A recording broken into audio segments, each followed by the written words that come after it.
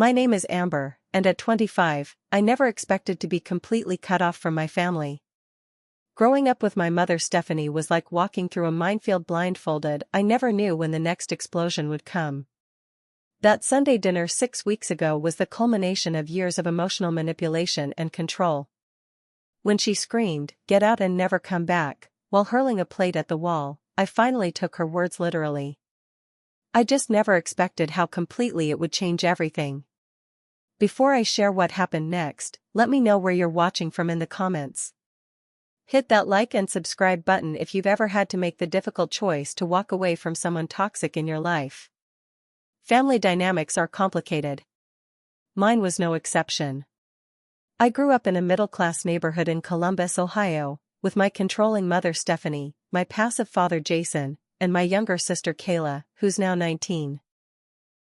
From the outside, we probably looked like the perfect family. Mom was a respected elementary school teacher, Dad ran a successful insurance agency, and my sister and I were both good students who stayed out of trouble. But inside our home, it was a completely different story.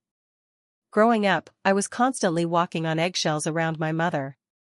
Her moods could shift without warning, like dark clouds rolling in on a sunny day. One minute she'd be smiling and the next, she'd be in a rage over something as minor as a glass left on the counter or homework that wasn't done to her exacting standards. "Amber, you're so careless. Why can't you ever do anything right?" was her constant refrain throughout my childhood.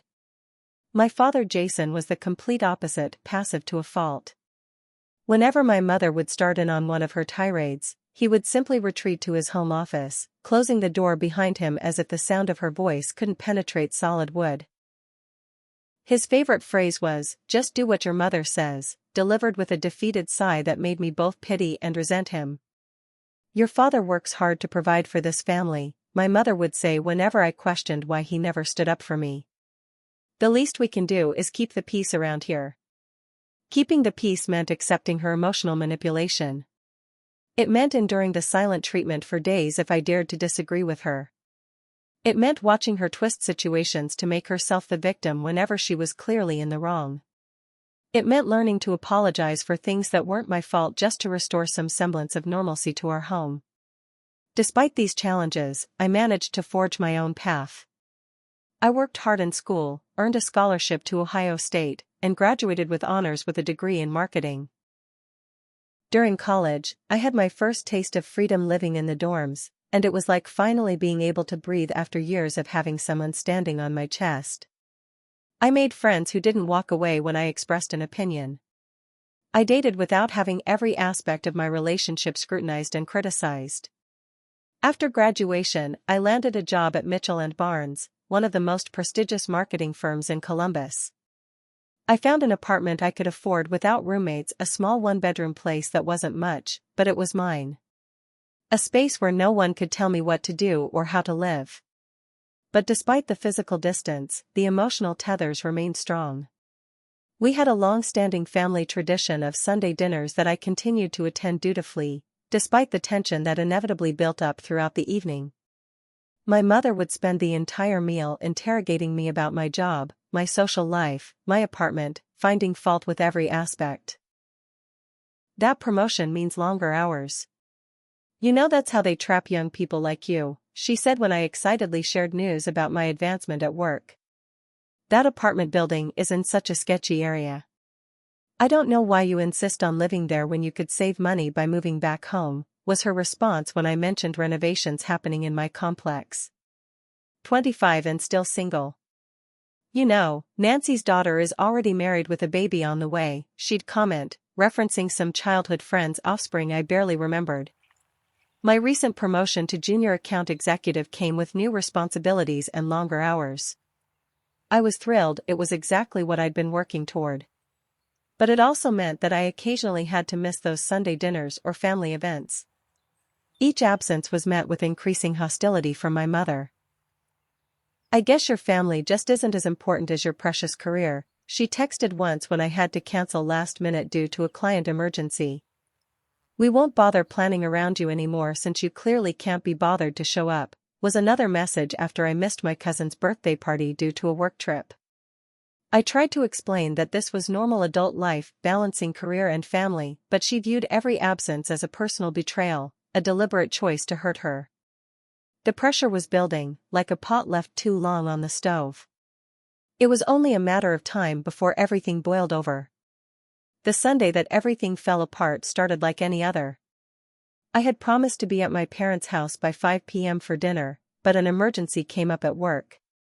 One of our biggest clients was unhappy with a campaign draft that was due to be presented the next morning, and as the junior executive on the account, it fell to me to make the necessary revisions. I texted my mother at 4:30, running late. Client emergency. Should be there by 6. So sorry. Her response was a single thumbs down emoji. By the time I pulled into my parents' driveway at 6:15, my stomach was in knots. Through the dining room window, I could see that everyone was already seated and eating. I took a deep breath, squared my shoulders, and walked in. "Look who finally decided to grace us with her presence," my mother announced as I entered the dining room.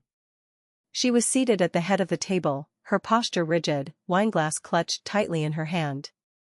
"I'm so sorry," I said, hanging my coat on the back of my chair. The Henderson account had a major issue with their campaign, and I had to fix it before tomorrow's presentation. My father Jason gave me a weak smile. "There's plenty of pot roast left. I'll get you a plate." "Don't bother," my mother said. "I'm sure Amber's too important now to eat the same food as the rest of us."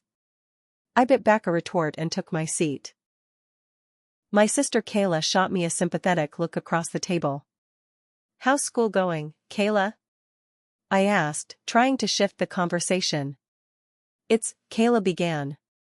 "Don't change the subject," my mother interrupted.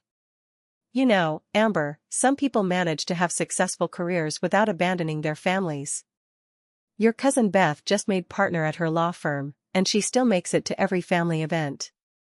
I served myself some pot roast and vegetables, keeping my eyes down. "I'm not abandoning anyone, Mom. Sometimes work emergencies happen." "Emergencies," she scoffed. I remember when family was considered the emergency worth dropping everything for. The meal continued in this vein, with my mother making passive-aggressive comments and me trying not to engage. My father ate silently, occasionally attempting to introduce a neutral topic, only to be steamrolled by my mother's determination to focus on my failings. "Remember when Amber was in high school and she nearly failed chemistry because she was too busy with that drama club?" my mother said to no one in particular. "Always had her priorities mixed up." "That was 10 years ago, Mom," I said, feeling my face flush. "And I didn't fail. I got a B-. Only because I made you drop drama club to focus on your studies," she countered.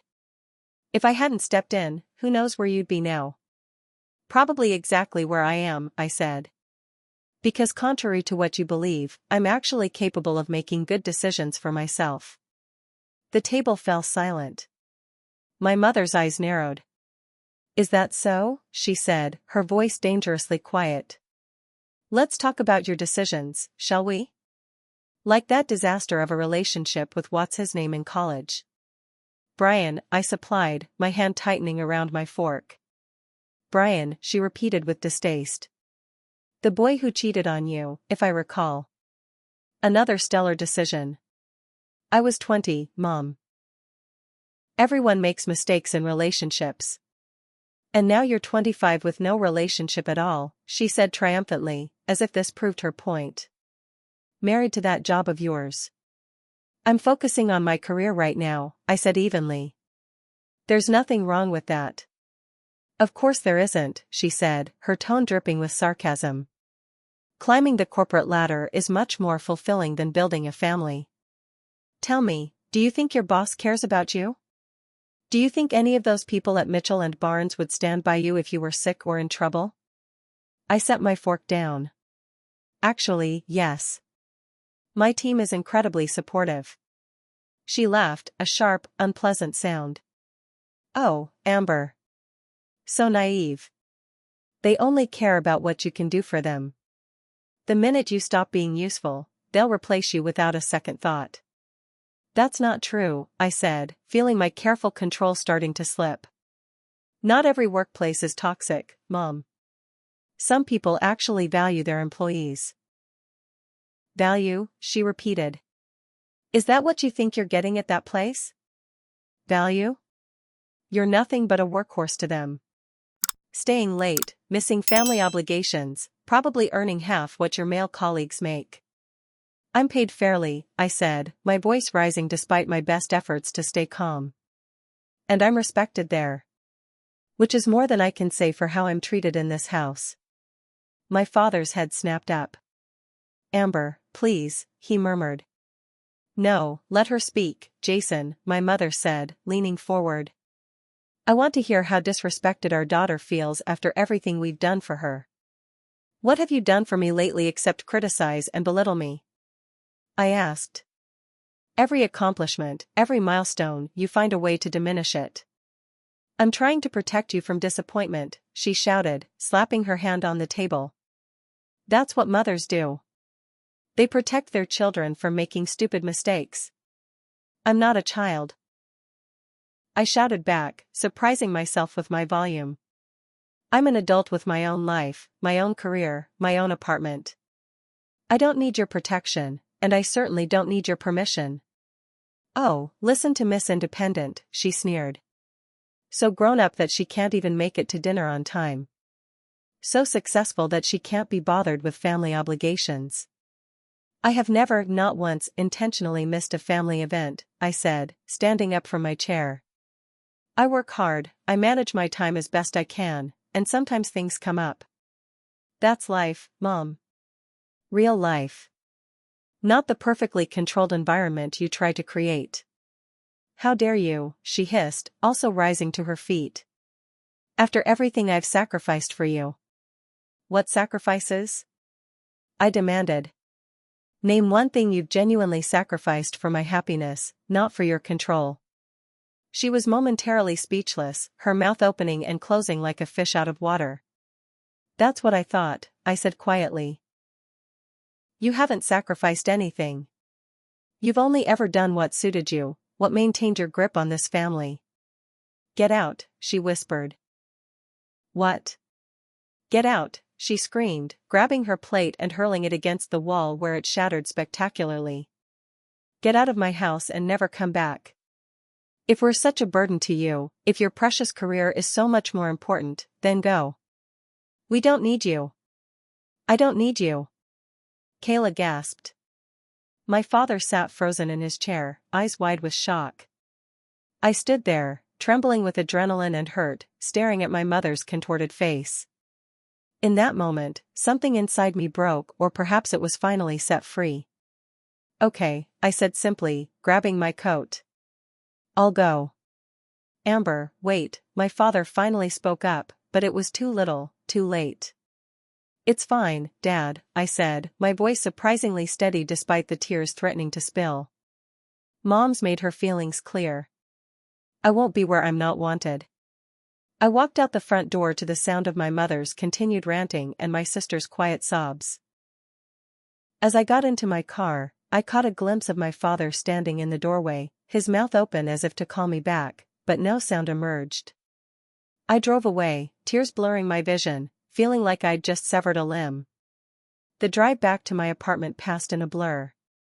Streetlights smeared into golden streaks through my tears, and more than once I had to pull over to collect myself before continuing. My hand shook on the steering wheel as my mother's words echoed in my head, get out and never come back. By the time I reached my apartment building, a strange numbness had settled over me. I walked up the 3 flights of stairs on autopilot, unlocked my door, and stepped inside. The silence of my empty apartment, usually a comfort after a day of meetings and calls, now felt oppressive. I dropped my purse and coat where I stood, walked to my couch, and collapsed. Only then did the full weight of what had happened crash down on me. The sobs came in violent waves, making it hard to breathe. I hugged a throw pillow to my chest as years of suppressed hurt and anger poured out of me. She doesn't mean it, I told myself between gasps. She'll call tomorrow and act like nothing happened. She always does. But as the night wore on and my phone remained silent, I started to wonder. This fight had been different. I had never stood up to her quite so directly before. I had never named the dysfunction so clearly. I fell into an exhausted sleep on the couch around 3 a.m., still fully dressed. When I woke up, stiff and disoriented, the first thing I did was check my phone. No missed calls from my mother. No text messages apologizing. Nothing. There was, however, a text from Kayla, "Are you okay?" That was insane. "Mom's still on a rampage this morning." I texted back, "I'm fine. Just need some space right now. Love you." I called in sick to work, something I had never done before, and spent the day in a fog, alternately crying and staring blankly at the wall. By evening, I was certain my mother would reach out, if not to apologize, then at least to remind me about some upcoming family obligation, acting as if the previous night had never happened. But my phone remained silent. Day 2 passed much the same way. I returned to work, throwing myself into the Henderson campaign with a fervor that surprised even me. My colleagues noticed something was off, but I deflected their concerns with vague references to not feeling well. By day 3, I was checking my phone obsessively. Not just for messages from my mother, but from my father as well. Surely he would reach out? But there was nothing except another text from Kayla asking if we could meet for coffee soon. As the first week drew to a close, I found myself facing a decision. I could do what I had always done. Swallow my pride, make the first move toward reconciliation, and ultimately allow the pattern to continue. Or I could take my mother at her word. She had told me to get out and never come back. What if I actually honored that? The thought was both terrifying and strangely liberating. That Friday night, I opened a bottle of wine, sat cross-legged on my living room floor, and made a list of pros and cons for cutting contact with my family. The cons were significant, potentially losing my relationship with my father and sister, missing family events, dealing with the inevitable questions from extended family, the loneliness of holidays. But the pros were compelling: no more walking on eggshells, no more having my accomplishments diminished, no more manipulative guilt trips, freedom to live my life without constant criticism. What if I just stop? I whispered to my empty apartment. What if I actually take her at her word? The next morning, with a clarity I hadn't felt in years, I made my decision. I would take my mother's command literally. I would get out and not come back. I blocked my mother's number on my phone. I unfriended and blocked her on all social media platforms. I even set up email filters to automatically archive anything coming from her address. I didn't block my father or Kayla, but I decided I wouldn't initiate contact either. This was a test, in a way. If they truly wanted a relationship with me independent of my mother, they would have to make the effort. The second week was harder than the first. The initial shock and hurt had worn off, leaving a dull, persistent ache in their place. I found myself reaching for my phone to text my sister about a funny commercial or picking up a gift I thought my father would like, only to remember my decision. Each time, I had to consciously put the phone down or return the item to the shelf. Each time, it hurt a little less. By the end of the second week, Kayla had texted me several more times, increasingly concerned. I responded briefly, assuring her I was okay but not engaging further. My father had sent one text: "Your mother will come around. Just give her time." I didn't respond at all. What struck me most during this period was that nobody from my family except Kayla seemed particularly bothered by my absence. No frantic calls, no showing up at my apartment, no messages from extended family asking what was wrong. It was as if I had simply faded from their reality without leaving a ripple. The realization was painful but clarifying. Perhaps I had been the only one fighting to maintain these relationships all along. 3 weeks after the explosive dinner, I was settling into a new routine. Sundays, previously reserved for family dinner, became my day for self-care. I'd sleep in, make myself a proper breakfast, something my mother would have criticized as indulgent. Go for a long run in the park, and spend the afternoon reading or watching movies without feeling guilty about wasting time. The absence of my mother's voice in my head, constantly judging, constantly criticizing, was disorienting at first, like the phantom sensation of a removed tumor. I kept catching myself anticipating her disapproval, only to realize that she wasn't there to disapprove anymore. I didn't have to justify my choices to anyone but myself.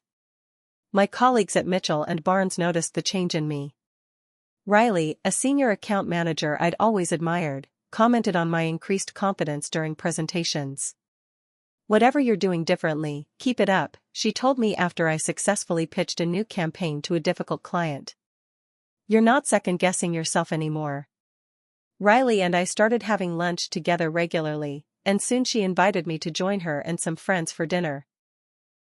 That's how I met Morgan, a graphic designer who worked freelance for several agencies in town, including occasionally for Mitchell and Barnes. Morgan was warm, creative, and had a laugh that made everyone in the room smile. We clicked immediately, and soon I was being included in their regular game nights, movie outings, and impromptu dinners.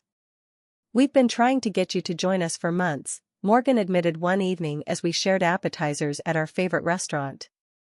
"But you always said you had family obligations." I felt a pang at that, not of regret, but of recognition. How many connections had I missed out on because of my mother's insistence that family came first, no matter how dysfunctional that family might be? At Riley's suggestion, I also started seeing a therapist, Dr. Winters. Our weekly sessions became an anchor in my new life, a safe space to unpack the complex emotions surrounding my family situation. "What you're describing sounds like a classic case of emotional abuse," Dr. Winters said during one of our early sessions. "Your mother's behavior, the controlling tendencies, the manipulation, the explosive anger, the guilt trips, these are all hallmarks of emotional abuse." Hearing that word abuse applied to my upbringing was shocking at first. I had always thought of abuse as something physical, something that left visible marks. "But she never hit me," I protested. "Emotional abuse can be just as damaging as physical abuse," Dr. Winters explained gently. "In some ways, it can be more insidious because there are no visible bruises for others to see, making it easier for the abuser to gaslight their victim into thinking it's all in their head." Over the following weeks, Dr. Winters helped me identify and understand the toxic patterns that had defined my relationship with my mother. We talked about how my father's passivity had enabled her behavior, and how I had internalized many of her critical messages. "The voice in your head that tells you you're not good enough, that you're selfish for pursuing your own happiness, that's not your voice," she told me. "That's your mother's voice. And you don't have to listen to it anymore." Professionally, I was thriving in a way I never had before. Without the constant drain of managing my mother's emotions, I had more energy to devote to my work. I took on challenging projects, contributed ideas in meetings without fear of being shut down, and even mentored a new hire in our department. There were still moments of doubt and sadness, of course. Sometimes I'd see a mother and daughter shopping together or laughing over coffee, and the grief would hit me unexpectedly. I missed what I never had more than what I'd actually lost. Holidays loomed as a particular challenge. As Thanksgiving approached, I felt a growing anxiety about spending the day alone. But Morgan refused to let that happen. "You're coming to my place," she announced one day at lunch. "My brother and his wife are visiting from Chicago, and my grandparents drive in from Cincinnati. It's chaotic and loud and there's always at least one minor food disaster, but it's fun." "I couldn't impose like that," I protested. "It's not imposing if you're invited," Riley chimed in. "Besides, Morgan's grandmother makes the best pecan pie in the Midwest. You'd be a fool to pass that up." So instead of spending Thanksgiving alone in my apartment, I found myself in Morgan's cozy home, surrounded by people who asked about my job with genuine interest, who laughed at my jokes, who passed me second helpings without commenting on my weight or appetite. It wasn't perfect. Morgan's brother got into a heated political debate with their grandfather, and the turkey was indeed slightly overcooked. But it was warm and real and accepting in a way family gatherings had never been for me. As I helped Morgan's grandmother wash dishes after dinner, she patted my hand and said, "It's nice to have you here, dear. Morgan's friends are always welcome, but you feel like family already. I blinked back unexpected tears at her kindness. Maybe family wasn't just about blood relations. Maybe it was about who made you feel valued and loved, exactly as you were. By the 6-week mark, I was feeling stronger than I ever had before. The pain hadn't disappeared, but it had transformed into something more manageable, like a scar rather than an open wound.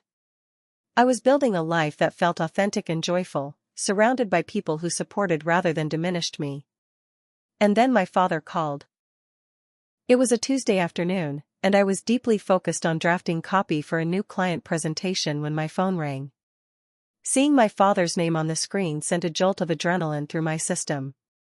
For a moment, I considered letting it go to voicemail, but curiosity won out. "Hello?" I answered, keeping my voice neutral. "Amber? It's Dad." He sounded the same as always, slightly hesitant, as if perpetually unsure of his welcome. "Hi, Dad," I said, swiveling my chair away from my computer. "Is everything okay?" Yes, everything's fine," he said. "Just calling to check in. It's been a while. 6 weeks, to be exact. 6 weeks since my mother had thrown a plate against the wall and told me to get out of her life. 6 weeks of complete silence from him until this moment. It has been a while, I agreed, waiting to see where he was going with this. "So, how's work?" he asked, his tone casual, as if we'd spoken just yesterday. "Work is good," I said carefully. "Busy, but good." That's great," he said. "Listen, I was wondering, why have you stopped coming to Sunday dinner?" "Your mother's been asking." I nearly dropped the phone. The sheer audacity of the question, the complete denial of reality it represented, left me momentarily speechless. "Amber? You there?" my father prompted. "I'm here," I said, finding my voice. "Dad, are you serious right now? You're asking why I stopped coming to dinner?" "Well, yes," he said, sounding genuinely confused. "It's been over a month.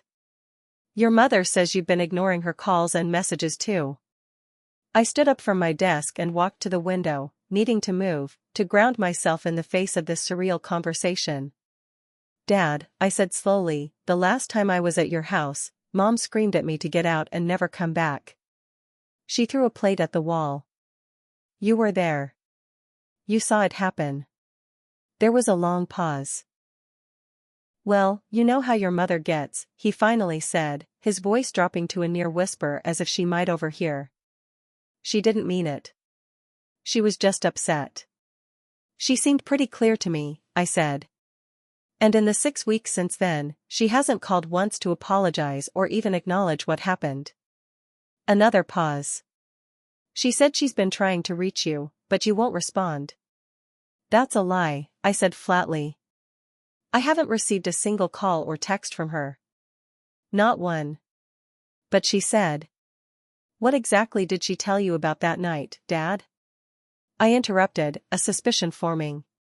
He hesitated. "She said you were being difficult about work again, and that you stormed out in the middle of dinner because you were too busy for family time. She said you've been ignoring her attempts to reach out ever since." The lie was so breathtaking in its completeness that I actually laughed, a short, humorless sound. "That's not what happened, and you know it," I said. "You were there. You heard her tell me to get out and never come back. You watched her throw a plate at the wall. You did nothing to stop it." "Amber, please," he said, his voice strained. "You know how she is. She exaggerates when she's upset." This wasn't an exaggeration, Dad. This was a clear command, which I've decided to follow. She told me to get out and never come back. So I left. And I haven't come back. "But it's been 6 weeks," he said, as if the passage of time should have erased the incident from my memory. "And in those 6 weeks, what have you done?" I asked. "Did you call to check on me after I left in tears? Did you stand up to Mom and tell her she was out of line? Did you even text to see if I was okay?" His silence was answer enough. One text, Dad, I continued, my voice rising despite my efforts to stay calm. You sent one text telling me to give Mom time to come around, as if I was the one who needed to be forgiven. And now you're calling, not because you're worried about me, but because Mom sent you to find out why I'm not showing up for her to abuse anymore. That's not fair, he protested weakly. Your mother loves you. She just has a difficult way of showing it sometimes. That's not love, Dad. That's control. And I'm done with it. I could hear him breathing on the other end of the line, the sound slightly ragged. What are you saying? He finally asked. I'm saying that I'm taking Mom at her word. She told me to get out and never come back, and that's exactly what I'm doing. I'm not subjecting myself to her emotional abuse anymore. Abuse? He repeated, sounding shocked. That's a very serious accusation, Amber. Yes, it is, I agreed. And it's accurate. I've been seeing a therapist, Dad. What Mom does, the manipulation, the control, the explosive anger, the constant criticism, it's emotional abuse. And you enable it by never standing up to her, by always telling me to keep the peace, by pretending it's normal. There was a long silence. I didn't know you felt that way, he finally said, his voice small. How could you not know? I asked, genuinely bewildered. How could you watch the way she treats me and think it's okay? I just thought, that's just how she is, he said. She was raised that way herself. Her father was very strict. That might explain it, but it doesn't excuse it, I said. And it doesn't mean I have to accept it.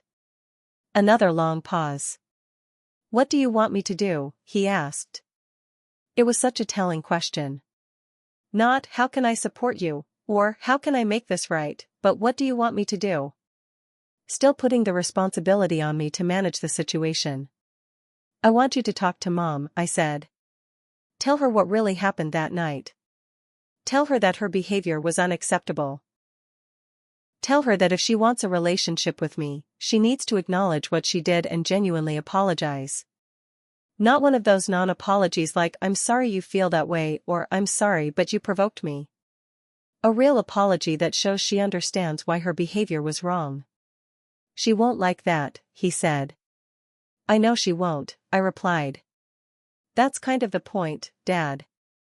If she can't even acknowledge her behavior, how will she ever change it? He sighed heavily. I'll try, Amber.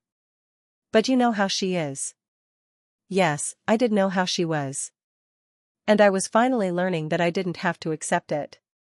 Good luck, Dad, I said, meaning it sincerely. Let me know how it goes. After we hung up, I sat at my desk for a long time, staring out the window at the city skyline. I felt simultaneously drained and energized by the conversation. On one hand, it was exhausting to have to explain and defend my experience to someone who had witnessed it firsthand. On the other hand, I had stood my ground without backing down, without apologizing for taking care of myself. I had little faith that my father would actually confront my mother in any meaningful way. Most likely, he would make a half-hearted attempt that she would quickly shut down, and nothing would change. But for the first time, that outcome didn't fill me with despair. I was no longer waiting for my family to change in order to be happy. I was building my own happiness, with or without them. 3 days after my father's call, I received a text from Kayla that made my heart race. Can we meet for coffee? Tomorrow if possible? It's important. Don't tell Mom or Dad.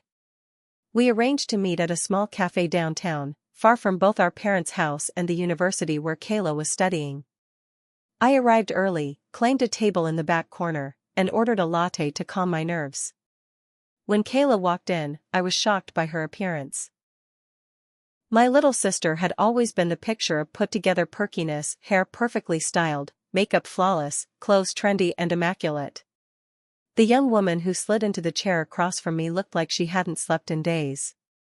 Her hair was pulled back in a messy ponytail, dark circles shadowed her eyes, and she was wearing a simple hoodie and jeans. Kayla, what's wrong? I asked, immediately concerned. She glanced around nervously before answering. Everything's a mess at home, Amber. Everything. I reached across the table and squeezed her hand. Tell me what's happening. She took a deep breath. After Dad called you the other day, he actually did talk to Mom about what happened. I was studying in my room, but I could hear them downstairs. He told her that you said she had thrown a plate and ordered you to leave, not the other way around. And? I prompted when she paused. She went ballistic, Kayla said, her voice dropping to a whisper. Started screaming that you were lying, that you've always been dramatic and manipulative, that you were turning Dad against her. She threw his phone against the wall when he tried to show her the call log proving he had actually spoken to you. I winced but wasn't particularly surprised. That sounds like Mom. It gets worse, Kayla continued. She called Aunt Patricia and Uncle Robert, told them you were spreading vicious lies about her. Then she called Grandma and Grandpa Miller and told them the same thing. She's been contacting everyone in the family, Amber. Everyone. My stomach dropped. What exactly is she saying? Kayla looked uncomfortable. She's telling people that you're having some kind of mental breakdown brought on by work stress. That you've invented this whole scenario where she abused you, and that you've cut off contact with the family because of these delusions. I sat back in my chair, stunned by the calculated malice of it.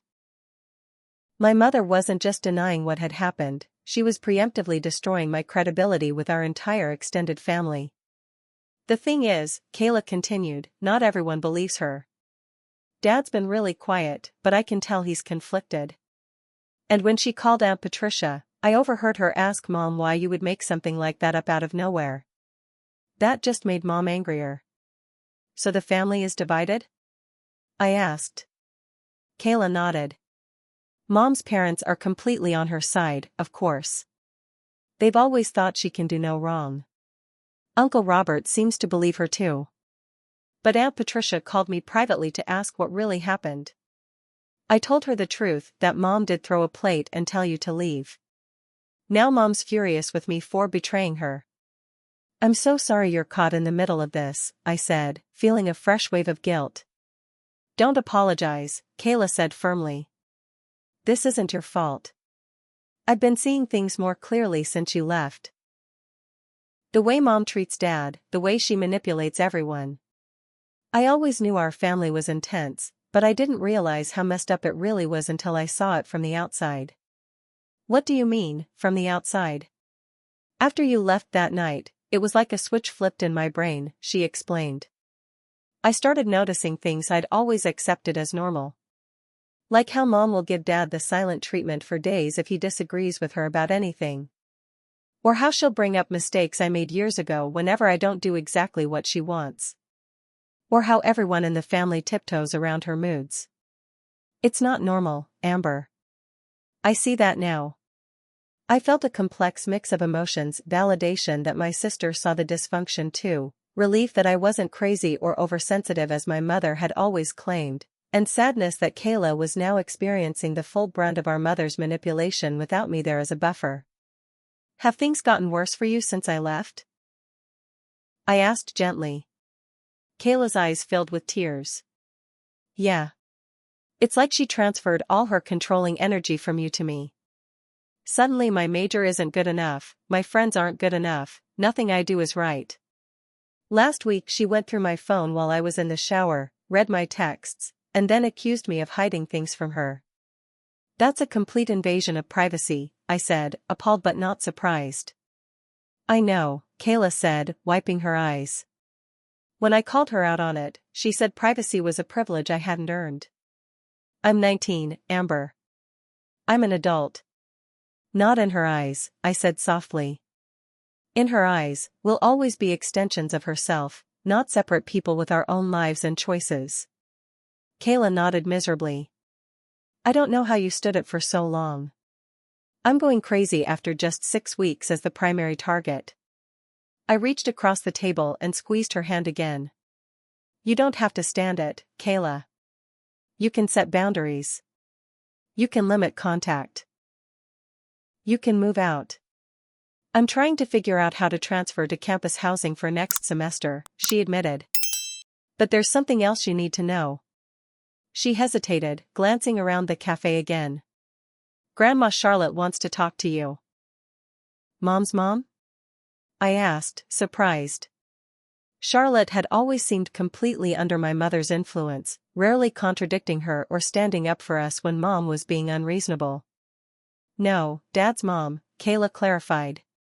She called me yesterday, asked for your number. I didn't give it to her because I wasn't sure you'd want me to, but she seemed really concerned. She said it was urgent that she speak with you. That was unexpected. I had always been close with my grandmother Charlotte, but we didn't typically communicate directly. Family news usually filtered through my parents. Did she say what it was about? Kayla shook her head. Just that there were things you needed to know. Things that might help you understand Mom better. I felt a flicker of curiosity, but also wariness. This isn't some kind of trick to get me to reconcile with Mom, is it? I don't think so, Kayla said. Grandma seemed, I don't know, different. Almost guilty? She specifically said she wasn't taking sides, but that you deserved to know the truth about something. I considered this. My grandmother Charlotte had always been kind to me, if somewhat distant. She wasn't the warm, cookie-baking type of grandmother, but she had never been cruel or manipulative either. Okay, I decided. You can give her my number. But if this turns out to be an ambush or guilt trip, I'm cutting her off too. Kayla looked relieved. I'll text her after I leave here. And Amber? I'm thinking about moving in with you, if that offer still stands. Just until I can get campus housing. I had suggested this possibility in the past, but Kayla had always been reluctant to rock the boat. Of course it stands, I said without hesitation. My couch pulls out into a decent bed, and we can put up a screen for privacy. It's not ideal, but it's yours for as long as you need it. For the first time since she'd arrived, Kayla smiled a real smile that reached her eyes. Thank you. I'm going to figure out how to get my important stuff out of the house without Mom noticing. I might need your help with that. Whatever you need, I promised. We'll figure it out together. As we hugged goodbye outside the cafe, I felt a strange mixture of emotions.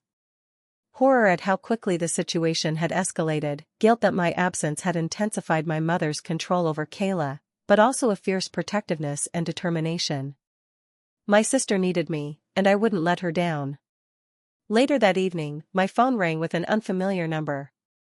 When I answered, my grandmother Charlotte's voice came through, sounding older and more tired than I remembered.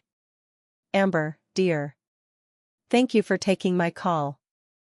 We need to talk about your mother, and about her sister Laura. Her sister? As far as I knew, my mother was an only child. I think you'd better come over to my house tomorrow, she continued. There are things you need to see. My grandmother Charlotte lived in a modest ranch-style home in a quiet suburb about 30 minutes from my apartment. As I pulled into her driveway the next evening, I felt a strange mix of anticipation and dread. What could she possibly have to tell me about a sister I'd never even heard of? Charlotte opened the door before I could knock, as if she'd been watching for my arrival. At 73, she was still an elegant woman, tall and slender like my mother, with the same high cheekbones, but with a softness in her eyes that my mother had always lacked. Amber, she said, pulling me into a hug that surprised me with its fierceness. Thank you for coming. I've been so worried about you. She ushered me inside, through the familiar living room with its floral-patterned sofa and collection of porcelain birds, into the kitchen where she'd set out coffee and homemade oatmeal cookies. Sit, she urged, pouring coffee into delicate china cups that I remembered from childhood visits. How are you holding up, dear? I'm okay, I said, accepting the cup she offered. Better than I expected, actually. You've always been strong, she said, studying my face with an intensity that made me slightly uncomfortable. Like your mother in that way, though I imagine you won't appreciate the comparison just now. Not particularly, I admitted. Grandma, Kayla said you wanted to talk about Mom having a sister? I'm confused. Mom's always said she was an only child. Charlotte sighed deeply and sat down across from me. That's what she's told everyone for the past 25 years. And your grandfather and I, God forgive us, we've gone along with it. She reached for a cookie but just held it, not eating. Your mother did have a sister, has a sister. Your Aunt Laura. She's 3 years younger than Stephanie. I don't understand, I said, setting down my coffee cup. Why would Mom lie about having a sister? And why would you and Grandpa go along with it? Because 25 years ago, Laura did exactly what you've done, Charlotte said quietly. She stood up to Stephanie's controlling behavior and walked away. I felt a chill run through me. What happened? Charlotte's eyes filled with tears. They had a terrible fight. Worse than anything before. Stephanie had always been difficult. Strong-willed, we called it. Determined. But with Laura, it went beyond that. She was possessive, controlling. Whenever Laura made friends, started dating someone, got a job Stephanie didn't approve of, your mother would find a way to sabotage it. This sounded painfully familiar.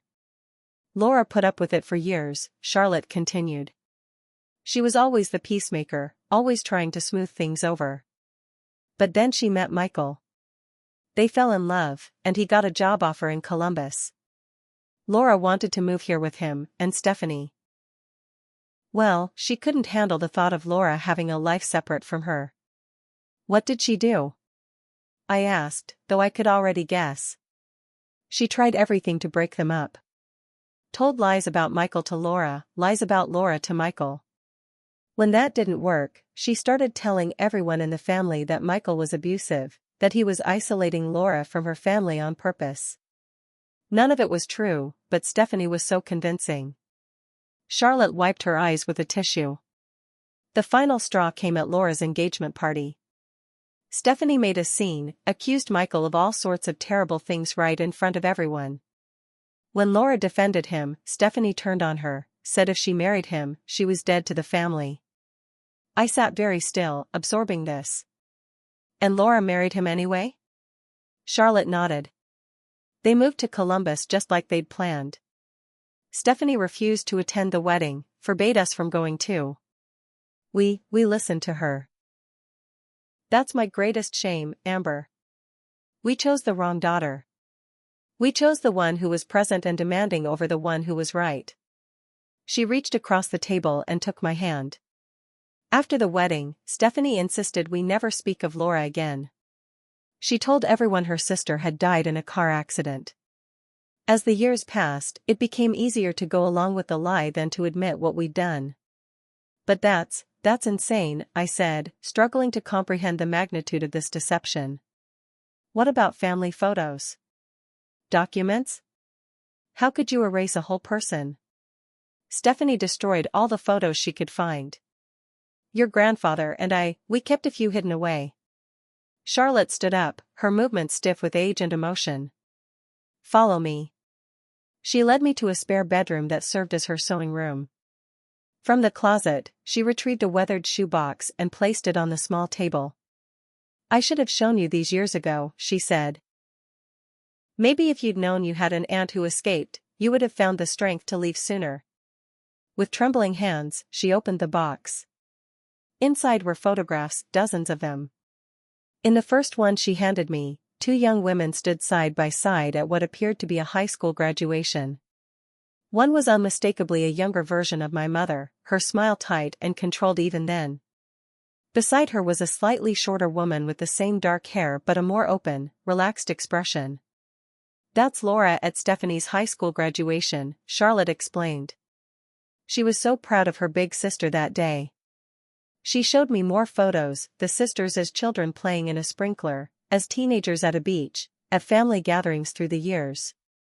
In the earlier photos, they often had their arms around each other, looking genuinely happy. In the later ones, I could see the growing tension. Laura's smile becoming more forced, my mother's posture more rigid, the physical distance between them increasing. The resemblance is striking, I murmured, studying a photo where Laura appeared to be in her early 20s. There was something familiar about her face, something I couldn't quite place. You look like her, Charlotte said softly. Same eyes, same smile. I think that's part of why Stephanie has always been so hard on you. You remind her of the sister she drove away. The revelation hit me like a physical blow. All my life, I'd struggled to understand why my mother seemed to resent me more than Kayla, why her criticism of me was more cutting, her control more suffocating. Could it really be as simple and as complicated as my resemblance to her estranged sister? Does Laura know about me? I asked. About Kayla? Charlotte nodded.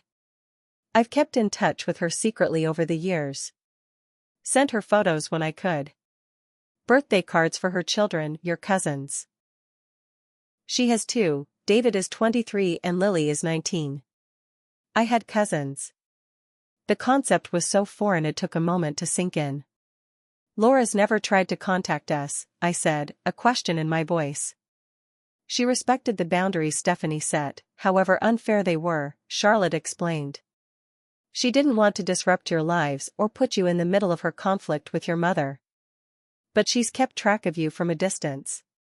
She was at your high school graduation, sitting at the very back of the auditorium. She left before anyone could see her. The thought of having an aunt watching over me from the shadows all these years was both comforting and heartbreaking. Does she still live in Columbus? I asked. Charlotte smiled. Yes. She and Michael have been happily married for 25 years. She's a professor of psychology at Ohio State, specializing in family dynamics and emotional abuse. I think her own experiences shaped her career choice. A psychology professor specializing in family dynamics. The irony was almost too perfect. I want to meet her, I said suddenly, surprising myself with the certainty in my voice. She wants to meet you too, Charlotte said, reaching into her pocket and pulling out a small piece of paper. Here's her number and address. She's expecting your call. She won't push, but she's ready whenever you are. I stared at the paper, at the neat handwriting spelling out a connection to family I never knew I had. Why now, Grandma? I asked.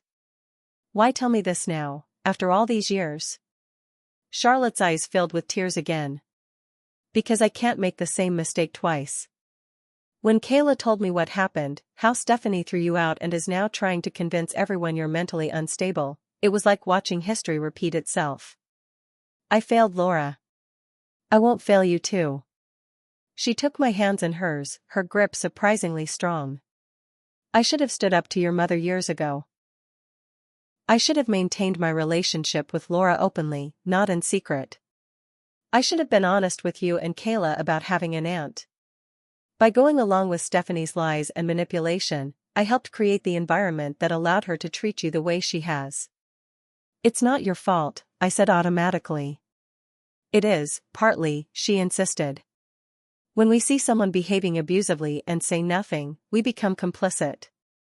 I've been complicit for 25 years, Amber. I'm not going to be complicit anymore. She reached into the box again and pulled out a stack of envelopes tied with a faded blue ribbon. These are letters Laura wrote to me over the years. I want you to have them. They might help you understand what she went through, what you're going through now.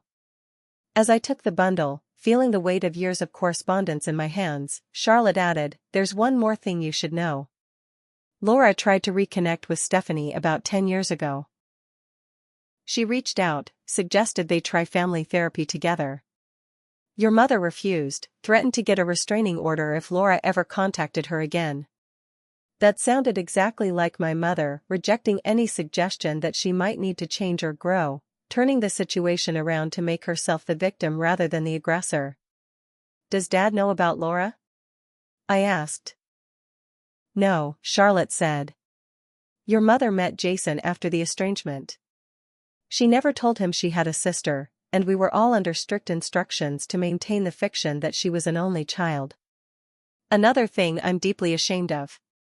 As I drove home that evening, my mind was reeling with all I had learned. I had an aunt, cousins, a whole branch of family I'd never known about. And more importantly, I had evidence that it was possible to break free from my mother's control and build a happy, healthy life. The next morning, with hands that trembled slightly, I dialed the number Charlotte had given me. "Hello?" A warm, slightly husky voice answered. "Hi," I said, my heart racing. "Is this Laura?" "This is Amber, your niece." There was a sharp intake of breath, then, "Amber." "Yes. I've been hoping you'd call. Would you like to meet for coffee?" "I would," I said, surprising myself with how steady my voice sounded. "I really would." The restaurant Laura had suggested was a small Italian place near campus, quiet enough for conversation but public enough that I felt comfortable meeting someone who was, despite our blood connection, essentially a stranger. I arrived 15 minutes early, too nervous to sit at home waiting, and claimed a corner table with a good view of the door. At exactly noon, a woman walked in who could only be my Aunt Laura. The resemblance to my mother was obvious, the same dark hair, though Laura's had stylish silver streaks at the temples, the same high cheekbones and straight nose. But where my mother's posture was always rigid with control, Laura moved with a relaxed confidence. And when she spotted me and smiled, the expression transformed her face in a way I'd never seen happen with my mother. "Amber," she said as she approached the table. "I'd know you anywhere." I stood, uncertain of the protocol for greeting an aunt you've never met. Laura solved the dilemma by pulling me into a gentle hug, then stepping back to look at me, her eyes bright with unshed tears. "You look so much like I did at your age," she said. "It's a bit like time travel." "That's what Grandma Charlotte said," I replied, finding my voice. "She thinks that's part of why Mom." I trailed off, not knowing how to articulate the complex dynamics at play. "Part of why Stephanie has been so hard on you," Laura finished, her expression compassionate as we both sat down. "I've often wondered about that myself." There was an awkward moment as we both reached for our water glasses, not sure where to begin. Then Laura laughed softly. "I've imagined this conversation 1,000 times over the years, and now I can't remember any of my planned opening lines," she admitted. Her candor broke the tension, and I found myself smiling back. "Same. I've only known you existed for about 18 hours, and I have so many questions I don't know where to start." "How about we order lunch first?" she suggested. Food always makes difficult conversations easier. Over salads and pasta, the conversation began to flow more naturally. Laura told me about her life after leaving my mother's orbit, her marriage to Michael, still going strong after 25 years, her decision to study psychology, trying to understand what made Stephanie the way she is, her children David and Lily. "Your cousins are dying to meet you, by the way."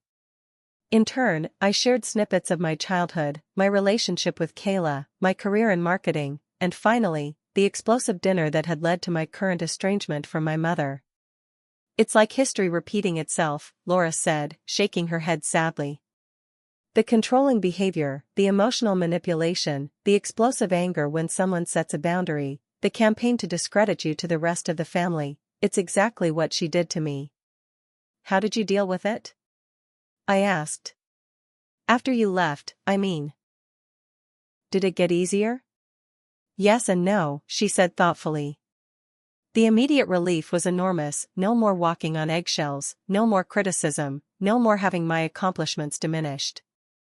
But the grief takes longer to process. I wasn't just losing a controlling sister, I was losing my entire family system. Your grandparents, cousins, aunts, uncles, most of them sided with Stephanie or at least went along with her version of events. "That's happening now," I said. "Mom's telling everyone I'm having some kind of mental breakdown, making up stories about abuse." Laura nodded. "Classic Darvo, deny, attack, reverse victim and offender. It's a common tactic among abusers." "My therapist mentioned that term," I said, surprised. "Dr. Winters." Laura's eyebrows rose. "Catherine Winters?" "She's a colleague of mine. One of the best in the field for family trauma." "Small world," I said, feeling a strange sense of the pieces of my life connecting in unexpected ways. "Or not so small," Laura suggested. "Columbus isn't a huge city, and there are only so many specialists in family dynamics." Charlotte might have recommended her specifically because of our connection. We talked for hours, losing track of time as we compared experiences and filled in gaps in each other's understanding of our shared family history. Laura had insights into my mother's behavior that helped make sense of patterns I'd struggled to understand my whole life. Stephanie was always the golden child, she explained. Our father was very strict, very demanding, and she learned early that the way to gain his approval was to be perfect. She internalized that pressure and turned it outward onto others, onto me, and later onto you. But that doesn't excuse how she treats people, I said. No, it doesn't, Laura agreed firmly. Understanding the roots of abusive behavior doesn't justify it. Everyone has trauma, but not everyone becomes abusive. That's a choice. As our lunch plates were cleared and replaced with coffee cups, Laura hesitated, then said, "There's something else you should know. Your grandmother Charlotte is organizing a family gathering next weekend. She wants to address the situation openly, to tell the truth about me, about what Stephanie did all those years ago, and about what she's doing now to you." Mom will never agree to that, I said immediately. Charlotte's not giving her a choice, Laura replied. She's called everyone your father, your uncles and aunts, your cousins. She's told them there's an important family matter to discuss, and she expects everyone to be there. Will you be there? I asked. Only if you want me to be, she said. This is about you now, Amber. I made my peace with the situation years ago. I built a life I love. I don't need closure or reconciliation with Stephanie. But if my presence would help you, I'll be there. I considered this. Having Laura there would certainly add credibility to my side of the story. It would be harder for my mother to dismiss both of us as mentally unstable or vindictive. Yes, I decided. I'd like you to be there. Then I will be, she promised. And if you're comfortable with it, I'd like to bring Michael. He witnessed everything that happened back then. Plus, he's very good at staying calm in emotionally charged situations. That would be great, I said, already feeling anxious about the confrontation to come. Can I bring someone too? My sister Kayla? Of course, Laura said. Charlotte already invited her. And Amber, this won't be easy. Stephanie will lash out when she feels cornered. But remember, her reaction isn't about you. It's about her inability to face her own behavior. As we parted ways outside the restaurant, Laura hugged me again, longer this time. I've waited 25 years to be an aunt to you, she whispered. However this plays out with Stephanie, I'm here now. I'm not going anywhere. For the first time since the explosive dinner 6 weeks earlier, I felt tears spring to my eyes, not tears of hurt or anger, but of relief. Whatever happened with my mother, I wasn't alone anymore. The family gathering was set for Saturday afternoon at Charlotte's house. I picked up Kayla from campus that morning, both of us too nervous to eat much breakfast. What do you think Mom will do when she sees Laura? Kayla asked as we drove to our grandmother's house. Nothing good, I said grimly. But at least everyone will see her true colors. Charlotte had arranged the living room with chairs in a loose circle. When we arrived, several family members were already there, our father Jason looking uncomfortable and out of place, Uncle Robert and Aunt Patricia with their adult children, Grandpa Miller sitting stiffly in his favorite armchair. Charlotte greeted us warmly, pulling Kayla into a hug. Your mother isn't here yet, she murmured. Laura and Michael are waiting in the kitchen until everyone arrives. The atmosphere was tense, with relatives speaking in hushed tones, clearly aware that something significant was about to happen but unsure what.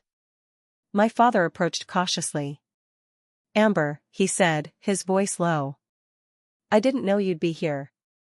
Grandma Charlotte invited me, I replied coolly. He shifted his weight, looking uncomfortable. Your mother thinks this is about your grandfather's health. She's going to be surprised. That's one word for it, I said. Before he could respond, the front door opened, and my mother walked in. She was impeccably dressed as always, her expression one of controlled concern, the face she presented to the outside world, not the one her family saw behind closed doors. Her eyes widened when she saw me, then narrowed dangerously. "What is she doing here?" she demanded of no one in particular. "I invited her," Charlotte said, stepping forward. "I invited everyone, Stephanie. Because it's time for the truth." "What truth?" my mother asked, her voice taking on the dangerous edge I knew so well. "What is this about, Mother? You said Dad was having health issues." "That was the only way to get you here," Charlotte admitted. "This isn't about your father's health. It's about our family's health. About the lies and manipulation that have poisoned us for 25 years. "I don't know what you're talking about," my mother said, but there was a flicker of something in her eyes, fear, perhaps, or recognition. "I think you do," Charlotte said, and nodded toward the kitchen doorway. Laura stepped into the room, Michael a supportive presence behind her. The effect on my mother was immediate and dramatic. All color drained from her face, and she actually staggered backward as if she'd been struck. "What is SHE doing here?" she hissed, her voice barely audible. The room had gone completely silent, everyone staring at Laura in confusion or, in the case of the older relatives who remembered her, shock. "Hello, Stephanie," Laura said quietly. "It's been a long time." "Get out," my mother said, her voice rising. "Get out of my mother's house." "This is my house," Charlotte said firmly. "And Laura is my daughter, just as you are. She's welcome here. Everyone is welcome here today because we're finally going to tell the truth." What followed was one of the most difficult but necessary conversations of my life. Charlotte explained to the assembled family who Laura was, how Stephanie had driven her away 25 years ago, and how she had perpetuated the lie that her sister was dead. She explained the parallels between how my mother had treated Laura and how she was now treating me. Throughout the explanation, my mother alternated between icy silence and explosive denials. When Charlotte finished speaking, Stephanie stood up, her face contorted with rage. "This is ridiculous," she spat. "Laura left because she chose that man over her family. And Amber is clearly having some kind of breakdown, making up stories about abuse because she can't handle the pressure of adult life."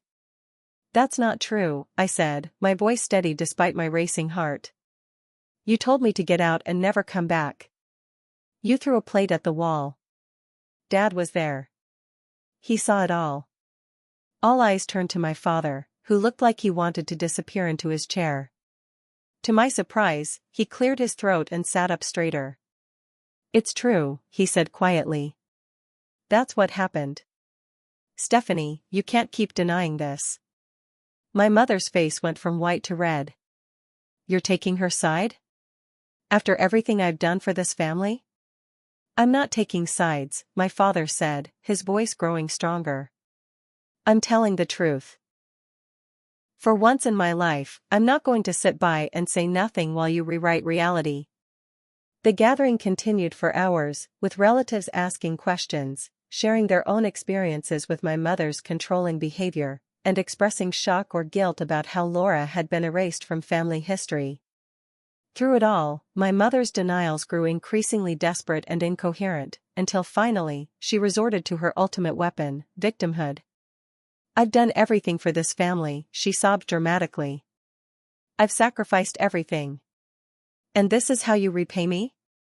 By ganging up on me with these vicious lies?" It might have worked in the past, but this time, no one rushed to comfort her or back down. Instead, Charlotte said gently but firmly, "Stephanie, we love you. But your behavior has hurt people. It hurt Laura 25 years ago, and it's hurting Amber and Kayla now. If you want to remain connected to this family, you need to acknowledge that and get help." "Help?" My mother scoffed through her tears. "I'm not the one who needs help." "Actually, you do," Laura said, speaking directly to her sister for the first time. "What you're doing, the control, the manipulation, the rage when you don't get your way, it's a pattern. It's how our father treated us, and you've replicated it. But it can be changed, Stephanie. With therapy, with work, you can learn healthier ways to relate to the people you love." "Don't psychoanalyze me," my mother snapped. Just because you have some fancy degree doesn't mean you understand anything about me or my family. We're your family too, I said. Me, Kayla, Dad, Grandma, Grandpa, Aunt Laura. We all want a relationship with you, but not like this. Not with the control and the criticism and the explosive anger. My mother looked around the room, perhaps realizing for the first time that no one was jumping to her defense, that her usual tactics weren't working. Her face hardened. Fine, she said coldly. If this is how it's going to be, I don't need any of you. She stood up, grabbed her purse, and strode toward the door. Kayla, let's go. Kayla, who had been quiet throughout most of the gathering, stood up. For a moment, I thought she was going to follow our mother as she always had before. Instead, she walked over to stand beside me. I'm staying, she said. I'm moving in with Amber until I can get campus housing. My mother froze, her hand on the doorknob. What did you say? I'm staying, Kayla repeated, her voice stronger. I love you, Mom, but I can't live with you anymore. Not until you get help. For a moment, I thought my mother might explode again, might start screaming or throwing things. Instead, she opened the door and walked out without another word, the slam of the door behind her punctuating her exit. In the silence that followed, my father stood up. I should. He began, gesturing vaguely toward the door. You should stay, Charlotte said firmly. For once, Jason, stay and be part of this family instead of following Stephanie and enabling her behavior. To my amazement, he sat back down, a look of confusion and relief washing over his face. The rest of the afternoon was spent reconnecting Laura, getting reacquainted with relatives she hadn't seen in decades, Kayla and I meeting our cousins David and Lily for the first time, my father tentatively beginning to form relationships independent of my mother's influence. It wasn't a perfect resolution. My mother was still out there, still angry, still unwilling to acknowledge her behavior or seek help. But something fundamental had shifted in our family system. The truth had been spoken aloud, the patterns named, the silence broken. 3 months later, I hosted my first Sunday dinner in my apartment, which I now shared with Kayla. Around my table sat a constellation of family I could never have imagined before. Laura and Michael, their children David and Lily, my grandmother Charlotte, my father Jason, who had moved into his own apartment and was seeing a therapist, and my friends Riley and Morgan who had supported me through it all. My mother was not there. Despite multiple invitations to join us if she was willing to acknowledge her behavior and work on changing it, she had maintained her stance that we were all against her, all unfair, all wrong. It was sad, but it was her choice. As I looked around my table at the faces of people who respected my boundaries, celebrated my successes, and loved me without conditions, I realized something profound. Family isn't just about blood or history.